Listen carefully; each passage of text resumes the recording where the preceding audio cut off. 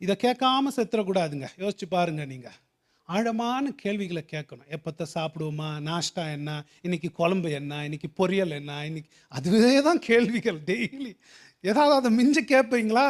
வாழ்க்கையில் நான் ஏன் பிறந்திருக்கிறேன், என்ன இந்த வாழ்க்கைக்கு அர்த்தம், இந்த வாழ்க்கையில் ஒவ்வொரு நாளும் வாழ்கிறது, இன்னைக்கு நான் வாழ போகிறது, எதிர்காலத்தில் என்ன மதிப்பு இதுக்கு இருக்க போகுது, நான் இறந்த பிறகு என்ன ஆக போகுது இல்லைங்களா, நான் எங்கே போக போகிறேன், மரணத்துக்கு அப்புறம் என்ன நடக்கும். இப்போ கேட்டிருக்கீங்களா?